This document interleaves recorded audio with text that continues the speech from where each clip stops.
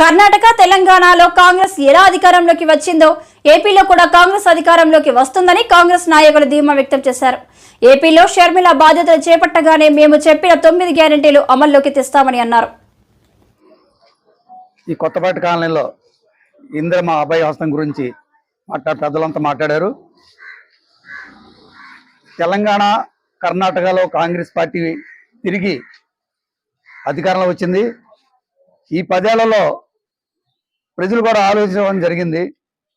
తెలంగాణ ఆంధ్రప్రదేశ్ని విడగొట్టడం వల్ల మనకేందో నీటి కష్టాలు వస్తాయి, కరెంటు కష్టాలు అని చెప్పి ప్రజలు నాయకులు అపోహ చేసి కాంగ్రెస్ పార్టీని భూస్థాపితం చేశారు, నాయకులే చేశారు. ఇప్పుడు ఉన్న నాయకులు కలుతారు. ఎందుకంటే గతంలో మేము జై ఆంధ్ర అనే ఉద్యమంలో పాల్గొన్నాం, ప్రత్యేక ఆంధ్ర కావాలని. కాకపోతే ఆ రోజు ఇందిరాగాంధీ గారు అడ్డుగా తెలుగు రాష్ట్రం ఒకటే ఉండాలని ఆపడం జరిగింది. కేసీఆర్ గారు తెలంగాణ ఉద్యమం చేసినప్పుడు మన కాంగ్రెస్ వాళ్ళు కూడా సపోర్ట్ చేస్తుంటే ఏనాడో మన ఆంధ్రప్రదేశ్ బాగుపడేది. కనుక ఇప్పటికైనా సరే తెలంగాణ ఇచ్చేశారు. తెలంగాణలో కూడా కాంగ్రెస్ పార్టీ అధికారం వచ్చింది కాబట్టి కాంగ్రెస్ పేదల కోసమే ఉంది. అందులో రాహుల్ గాంధీ గారు ప్రత్యేక హోదా ఖచ్చితంగా ఆయన ప్రధాన అవ్వడం జరుగుద్ది. ఈ ప్రత్యేక హోదా ఇచ్చిన తర్వాత మనకు అనేక రకాల రాయితీలు ఉంటాయి కాబట్టి ప్రతి ఒక్కరు కూడా కాంగ్రెస్ పార్టీకి సపోర్ట్ పలికి రాబోయే కాలంలో ఇండియా కూటమితో తరఫున రాహుల్ గాంధీ గారు ప్రధాని అవడం ఖాయం. మనందరికి కూడా ప్రత్యేక హోదా వస్తుంది. కనుక కాంగ్రెస్ పార్టీకి అందరూ కూడా సపోర్ట్ చేయాలని ఓటు వేస్తుందిగా కోరుతున్నాం. షర్మిల గారు పదవి తీసుకోగానే పేద మహిళల కోసం 5 సంక్షేమ కార్యక్రమాలు తీసుకొచ్చింది. కాంగ్రెస్ పార్టీని ఆంధ్రాలో కూడా అధికారం తీసుకురావడానికి ఒక మంచి ప్రణాళిక సిద్ధం చేశారు. అలాగే మా పెద్దలు చెప్పినట్టు అవి కాకుండా గుడివాడలో అలాగే ఆంధ్రప్రదేశ్లో ఎవరన్నా ఇల్లు కట్టుకోవటానికి 5 లక్షల రూపాయలు ఇవ్వటానికి కూడా ఆవిడ నిర్ణయించుకున్నారు. ఇప్పుడు గుడివాడకు సంబంధించి అయితే ఎవరైతే ఇల్లు కట్టుకోలేదో వాళ్ళందరికి కూడా ప్రతి పేదవాళ్ళకి వైట్ కార్డు ఉన్న వాళ్ళందరికీ 5 లక్షల రూపాయలు ఇల్లు కట్టుకోవటానికి ఎటువంటి వడ్డీ గిడ్డీ ఏం లేకుండా ఫ్రీగా ఇచ్చే ఏర్పాటు తెలంగాణలో జరుగుతుంది, ఇంప్లిమెంట్ జరిగింది. అలాగే ఇక్కడ కూడా ఆ స్కీము పెట్టడం జరుగుతుంది ఆంధ్రప్రదేశ్ లెవెల్లో. కనుక ఈ అవకాశాన్ని అందరూ వినియోగించుకొని కాంగ్రెస్ పార్టీ అభ్యర్థిని గెలిపిస్తానికి ప్రతి ఒక్కరు మహిళలు అలాగే యువకులు, రైతులు, శ్రామికులు అందరూ కూడా తెలంగాణలో ఎలాగా కాంగ్రెస్ వచ్చిందో ఇక్కడ కూడా కాంగ్రెస్ వచ్చేలాగా మీరు నిర్ణయం తీసుకొని రాహుల్ గాంధీకి మీరు సపోర్ట్ చేస్తే ఆయన ప్రధానమంత్రి అవుతారు. ఆయన ప్రధానమంత్రి అవ్వగానే ఇమీడియట్లీగా మన ఆంధ్రాకి ప్రత్యేక హోదా వస్తుంది. అది వచ్చిందంటే ప్రతి పేదవాడు కూడా లక్షాధికారి అయ్యేటట్టు అనేక సంక్షేమ కార్యక్రమాలు తీసుకొచ్చారు. కాబట్టి ప్రతి ఒక్కరు కూడా కాంగ్రెస్ పార్టీకి ఓటు వేసి గెలిపించవలసిందిగా కోరుతున్నాం. అమ్మ మీ కార్డు అయ్యుండి రాజశేఖర రెడ్డి గారు బ్రతికున్నంత కాలం లక్ష్మణుల్లాగా ఎంత అన్యూన్యంగా ఉండేవాళ్ళో, ఎంత నమ్మకంగా ఒకరికొకరు ఉండేవాళ్ళో ప్రజలందరూ చూశారు. రాజశేఖర రెడ్డి గారి మాటను వివేకానంద రెడ్డి గారు ఎప్పుడూ జవదాటలేదు. అలాంటి వివేకానంద రెడ్డి గారి ఆఖరి కోరిక, చివరి కోరిక నేను ఎంపీగా నిలబడాలి అని నా దగ్గరికి వచ్చి దాదాపు 2 గంటల పాటు నువ్వు ఎంపీగా నిలబడాలమ్మా అని నన్ను ఎంతగానో ప్రాధేయపడ్డారు. ఆయన చివరి కోరిక నేను ఎంపీగా నిలబడాలని. కానీ ఆ రోజు నాకు అర్థం కాలేదు, ఎందుకు నన్ను ఇంతగా ప్రలోభ పెడుతున్నారు, ఎందుకు నన్ను ఇంతగా నిలబడమని అడుగుతున్నారు. ఈరోజు ఆలోచిస్తే అర్థమవుతుంది. కానీ ఇంత జరిగినా కూడా వివేకానంద రెడ్డి మీద కక్ష కట్టినట్టుగా వాళ్ళ రాజకీయ లబ్ధి కోసం వివేకానంద రెడ్డిని హత్య చేస్తే ఈరోజు అదే హంతకులకు అండగా నిలబడ్డవాడు జగనన్న గారు. మరి రాజశేఖర రెడ్డి గారి బిడ్డగా నేను ఏం చేయాలి?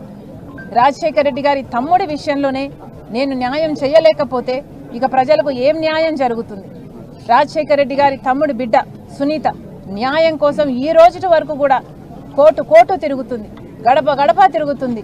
ఎక్కడ వీలైతే అక్కడ న్యాయం చేయండి, న్యాయం చేయండి అని ఇప్పటి వరకు కూడా అడుక్కుంటూనే ఉంది. అసలు కనికరం లేదా? అసలు వాళ్ళని హంతకులు అంటున్నారే, అసలు మీకు హృదయం అన్నదే లేదా? ప్రజలందరూ గమనిస్తున్నారు. ఇది ఎంత మటుకు న్యాయం, ఎంత మటుకు సబబో ప్రజలు గమనించాలి.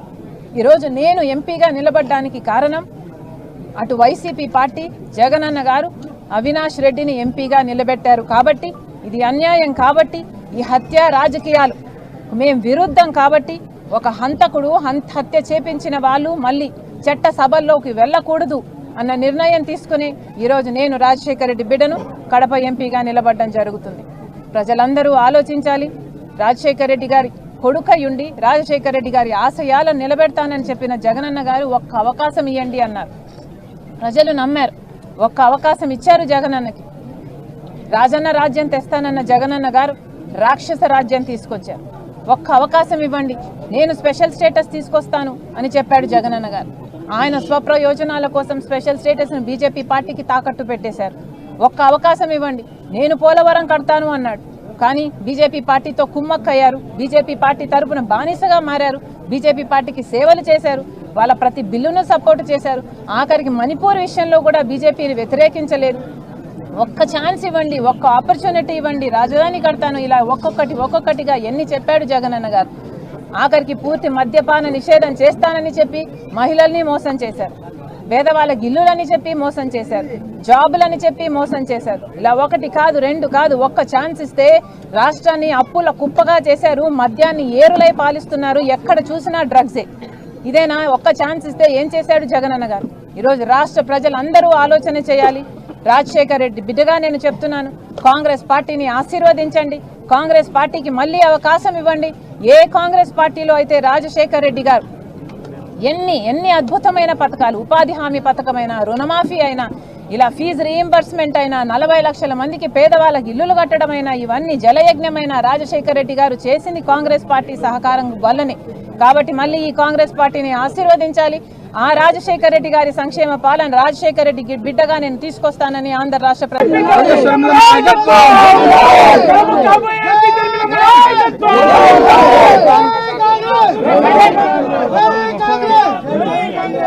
నేను రాజశేఖర రెడ్డి గారి బిడ్డ వైఎస్ షర్మిలారెడ్డి కాంగ్రెస్ పార్టీ అభ్యర్థిగా, ఎంపీ అభ్యర్థిగా నేను నిలబడబోతున్నాను. ఈ నిర్ణయం తీసుకోవడం నాకు సులువైంది కాదు. ఈ నిర్ణయం నా కుటుంబాన్ని నిలువున చీలుస్తుంది అని తెలిసి కూడా తీసుకున్న నిర్ణయం. ఈ నిర్ణయం వల్ల రాజశేఖర రెడ్డి గారి అభిమానులు ఎంతోమంది చంద్రబాబుకు ఓటేస్తే వాలంటీర్ వ్యవస్థ రద్దుకు ఓటేసినట్లే సీఎం జగన్. వాలంటీర్లపై ఈసీ విధించిన ఆంక్షలపై సీఎం జగన్ స్పందించారు. ఏపీ R1 నుంచి వాలంటీర్లు ఇంటి వద్దే పెన్షన్ ఇవ్వడానికి వీల్లేదని చంద్రబాబు తన మనిషి నిమ్మగడ్డ రమేష్ చేత ఈసీకి ఫిర్యాదు చేయించారు. జగన్ను నేరుగా ఎదుర్కోలేక 68 లక్షల మందికి నష్టం కలిగిస్తున్నారు. వాలంటీర్ వ్యవస్థను రద్దు చేయడానికి చంద్రబాబు శ్రీకారం చుట్టారు. ఆయనకు ఓటేస్తే వాలంటీర్ వ్యవస్థ రద్దుకు ఓటేసినట్లే అని ఫైర్ అయ్యారు. పగటిపూట 9 గంటల ఉచిత విద్యుత్, రైతన్నలకు ఉచిత పంటల బీమా, సమయానికే రైతన్నకు ఇన్పుట్ సబ్సిడీ అంటే ఇవన్నీ అంటే గుర్తుకొచ్చేది మీ జగన్. 35 లక్షల ఎకరాల మీద శాశ్వత హక్కులు ఇచ్చింది ఎవరు అని అంటే గుర్తుకొచ్చేది మీ జగన్. నా ఎస్సీలు, నా ఎస్టీలు, నా బీసీలు, నా మైనారిటీలు అంటూ ఏకంగా 2,70,000 కోట్ల రూపాయలు బటన్ నొక్కడం, నేరుగా నా చెల్లెమ్మల కుటుంబాల ఖాతాల్లోకి ఆ డబ్బులు వెళ్ళిపోవడం, ఇందులో ఏకంగా 75% పైచిలకు ఈ వర్గాలకు, నా వర్గాలకు ఇచ్చింది ఎవరు అనంటే మీ జగన్. రాష్ట్రంలో ఎప్పుడు చూడని విధంగా రాష్ట్రం మొత్తం మీద 4 లక్షల ఉద్యోగాలుంటే మనం వచ్చేదాకా ఏకంగా మరో 2,31,000 ఉద్యోగాలు ఇచ్చింది ఎవరు అనంటే మీ జగన్. అందులో 80% ఉద్యోగాలు నేను నా నా నా నా అని పిలుచుకునే నా ఎస్సీలు, నా ఎస్టీలు, నా బీసీలు, నా మైనారిటీలు, నా చెల్లెమ్మలు, నా తమ్ముళ్ళే అందులో ఉద్యోగస్తులుగా ఉన్నారు అనంటే ఆ 2,31,000 ఉద్యోగాలలో జరిగింది ఎప్పుడు అనంటే, చేసింది ఎప్పుడు అనంటే, గుర్తుకొచ్చేది ఎవరు అనంటే మీ జగన్. అక్క చెల్లెమ్మల పేరిట ఏకంగా 31 లక్షల ఇళ్ల పట్టాలు గతంలో ఎప్పుడూ జరగనట్టుగా ఇచ్చింది ఎవరు అనంటే, జరిగింది ఎప్పుడు అనంటే, చేసింది ఎవరు అనంటే గుర్తుకొచ్చేది మీ జగన్. అందులో ఏకంగా 22 లక్షల ఇళ్ల నిర్మాణం ఎప్పుడు జరగని విధంగా వేగంగా జరుగుతా ఉన్నది అనంటే మీ జగన్. రాష్ట్ర చరిత్రలో ఎప్పుడు కూడా ఎవరు చూడని విధంగా, ఎప్పుడు జరగని విధంగా అక్క చెల్లెమ్మల కుటుంబాలకు తోడుగా ఉంటూ, అక్క చెల్లెమ్మలకు అండగా ఉంటూ, ఎప్పుడు ఊహించని విధంగా, ఎప్పుడు జరగని విధంగా ఓ అమ్మఒడి, ఓ విద్యా దీవెన, ఓ వసతి దీవెన, 0 వడ్డీ, ఓ ఆసరా, ఓ చేయూత, ఓ కాపు నేస్తం, ఓ ఈబీసీ నేస్తం, ఓ కళ్యాణ వస్తు, ఓ షాదీ తోఫా పథకాలంటే గుర్తుకొచ్చేది మీ జగన్. మహిళా సాధికారత అంటే దిశ యాప్ అంటే, ప్రతి గ్రామంలోనూ మహిళా పోలీసు ఉంది అనంటే గుర్తుకొచ్చేది గుర్తుకొచ్చేది గుర్తుకొచ్చేది గుర్తుకొచ్చేది గుర్తుకొచ్చేది మీ జగన్. ఎప్పుడు జరగని విధంగా ఈరోజు రాష్ట్రంలో ఏకంగా 17 కొత్త మెడికల్ కాలేజీలు ఈరోజు నిర్మాణంలో వేగంగా జరుగుతూ ఉన్నాయి ప్రతి జిల్లాలోనూ. రాష్ట్రంలో ఎప్పుడు జరగని విధంగా కొత్తగా మరో 4 సీపోర్ట్లు కడతా ఉన్నాం. కొత్తగా మరో 10 ఫిషింగ్ హార్బర్లు కడతా ఉన్నాం. ఎయిర్పోర్ట్లు వాటి విస్తరణ వేగంగా జరుగుతూ ఉంది. పారిశ్రామిక కారిడార్లలో ఎప్పుడు కూడా ఎవరు కూడా వినని పేర్లు ఈరోజు మన రాష్ట్రంలోకి అడుగులు వేస్తా ఉన్నావి అనంటే ఇవన్నీ కూడా జరిగింది కూడా కేవలం ఈ 58 నెలల కాలంలోనే మీ బిడ్డ ముఖ్యమంత్రిగా ఉండగా మన వైఎస్ఆర్ కాంగ్రెస్ పార్టీ ప్రభుత్వంలోనే జరిగాయి అని చెప్పి కూడా గర్వంగా చెప్తా ఉన్నా.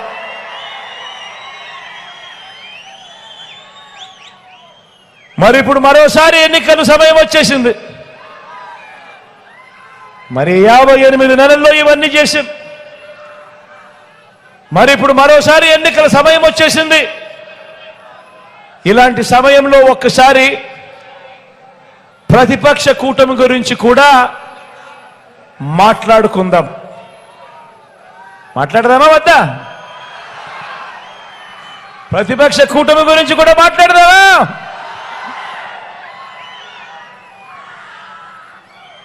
ఈ ఎన్నికల్లో మనం పోరాడుతున్నది ఎవరితో తెలుసా?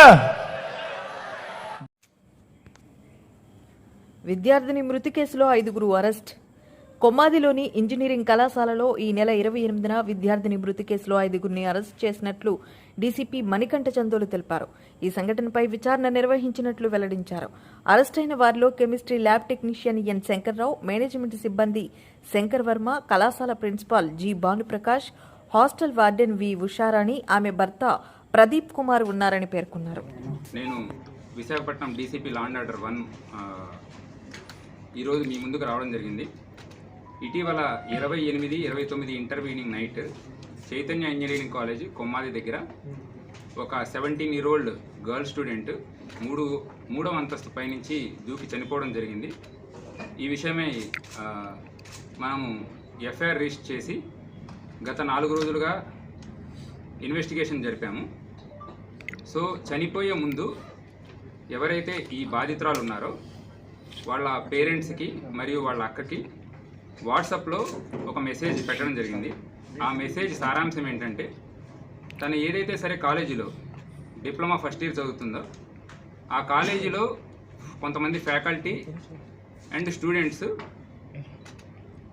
ఎవరి పేరు మెన్షన్ చేయకుండా పెట్టడం జరిగింది. సెక్సువల్ హెరాస్మెంట్ చేస్తున్నారు. సో ఇది ఎవరైనా చెప్దామంటే ఫ్యాకల్టీ కూడా కోఆపరేటివ్గా లేరు. తను కాలేజీకి వెళ్ళడమే కష్టంగా ఉంది.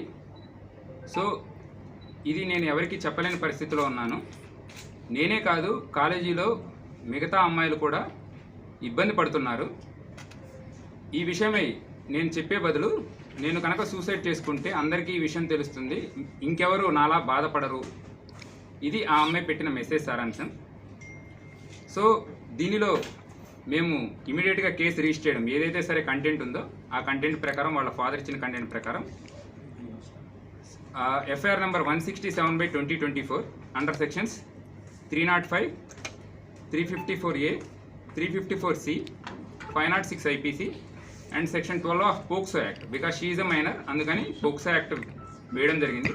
అలానే ప్రొహిబిషన్ ఆఫ్ ర్యాగింగ్ యాక్ట్, ఆ సెక్షన్స్ కూడా వేసాము.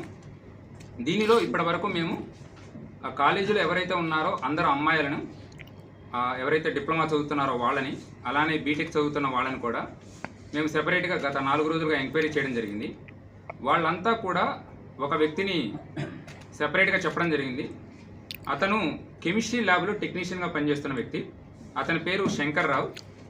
ఇతను చేసే పనులు వాళ్ళు విడివిడిగా చెప్పింది ఏంటంటే, కెమిస్ట్రీలో డిపార్ట్మెంట్లో వాళ్ళు ఏదన్నా సరే ఎక్స్పెరిమెంట్ చేస్తున్నప్పుడు ఎక్స్పెరిమెంట్ చేశారా లేదా అని చేతులు పట్టుకొని వాళ్ళ గోల్డ్ టెస్ట్ చేయడం, వాళ్ళకి చాలా క్లోజ్గా వెళ్ళడము, భుజాలు రాసుకోవడము, నెక్స్ట్ ఏమన్నా క్వశ్చన్ చేసినట్లయితే మీకు ల్యాబ్లో మార్క్స్ తగ్గిస్తాను, రికార్డు మార్క్స్ తగ్గిస్తాను, మిమ్మల్ని ఫెయిల్ చేస్తాను అని బెదిరిస్తున్నారని ఆ కాలేజీలో చదివే కొంతమంది విద్యార్థినులు మనకు చెప్పడం జరిగింది. ఇదే కాకుండా ఎవరైతే సరే మృతురాలు ఉన్నారో తన ఫ్రెండ్, తన క్లోజ్ ఫ్రెండ్, తన అన్ని షేర్ చేసుకునే ఒక అమ్మాయి కూడా ఉన్నారు. సో తను కూడా ఈ విషయం చాలా క్లియర్గా చెప్పింది. సో ఇవన్నీ తెలిసిన తర్వాత ఆ వ్యక్తిని మేము అరెస్ట్ చేశాము, అతన్ని కూడా క్వశ్చన్ చేశాము. ఎవరైతే మృతురాలు ఉన్నారో వాళ్ళ ఫోను మరియు ఎక్యూజ్డ్ ఫోను ఇవన్నీ కూడా మేము తీసుకొని ఫర్దర్ అనాలిసిస్ చేస్తున్నాము. ఫోరెన్సిక్ ల్యాబ్ కూడా పంపించాము. దీంతో పాటు కాలేజ్ మేనేజ్మెంట్ నెగ్లిజెన్స్ చాలా క్లియర్గా కనిపిస్తుంది. సో ఒరిజినల్గా చేయాల్సింది ఏదైనా కాలేజీలో ఒక ఎంటైర్ హాస్టల్లో అమ్మాయిలు ఉన్నారంటే ప్రతి ఫ్లోర్కి వార్డెన్లు ఉండాలి, అది కూడా ఉమెన్ వార్డెన్స్ అయి ఉండాలి, ఫ్లోర్ ఇన్ఛార్జ్ ఉండాలి, కిటికీలకి సేఫ్టీ గ్రిల్ ఉండాలి, అవుట్ రిజిస్టర్ ఉండాలి, ఇన్ అండ్ అవుట్ రిజిస్టర్, ఎవరైతే బయటకు వెళ్తున్నారు లోపలికి వస్తున్నారు అనేది ఉండాలి. అలానే సీసీ కెమెరాస్ ప్రాపర్గా పనిచేస్తున్నాయి, బిగించడమే కాదు వాటి మెయింటెనెన్స్ కూడా ప్రాపర్గా ఉందో లేదో అవి ఎప్పుడు చెక్ చేసుకుంటూ ఉండాలి. అలానే ఒక అమ్మాయి ఉదయం పూట మధ్యాహ్నం పూట కాలేజీకి రాలేదు, అటెండ్ అవ్వలేదు, కాలేజీలో ఎక్కడా లేదు అంటే ఇమీడియట్గా పోలీసులకి వాళ్ళ ఫ్యామిలీ మెంబర్స్కి చెప్పాలి. బట్ ఇదే విషయంలో ఉదయం 8:30కి చూసిన తర్వాత అమ్మాయి ఎక్కడుందనే విషయం ఎవరికీ తెలీదు. సో రాత్రి 9:30కి వాళ్ళ పేరెంట్స్కి కూడా ఈ విషయం చెప్పి అప్పటికి కూడా పోలీసులకు ఎటువంటి ఇన్ఫర్మేషన్ ఇవ్వలేదు. ఆ రోజు మేము సీసీటీవీస్ ఎంక్వైరీ చేయడం జరిగింది. అర్ధరాత్రి 12:45 ఆ అమ్మాయి ఫ్లోర్ పైకి ఎక్కేసేసి కంప్లీట్గా ఏవైతే ఉందో ఆ ఫ్లోర్ పైకి ఎక్కేయడం జరిగింది. మరియు పైకి ఏదైతే సరే టెర్రస్ మీదకి వెళ్ళాలో అక్కడ డోర్ ఉంటుంది, దానికి లాక్ కూడా వేయలేదు. ఆ డోర్ లాక్ తీసేసుకొని 3rd ఫ్లోర్కి వెళ్ళి ఈ హెరాస్మెంట్ ఏదైతే ఉందో ఇవన్నీ కూడా తట్టుకోలేక ఆ అమ్మాయి అక్కడి నుంచి దూకి చనిపోవడం జరిగింది. వీటన్నిటి కారణాల వలన కాలేజీకి సంబంధించిన మేనేజ్మెంట్ తరఫున అక్కడ ఉండే వ్యక్తిని, హాస్టల్ వార్డెన్ని మరియు కాలేజీ ప్రిన్సిపల్ను కూడా ఇందులో ఇన్వాల్వ్ చేయడం జరిగింది. సో వీళ్ళందరికీ కూడా శిక్ష పడేలాగా ఫర్దర్ కరోబరేటివ్ ఎవిడెన్సెస్ తీసుకొని మేము ఇన్వెస్టిగేషన్ ముందుకు సాగిస్తాం.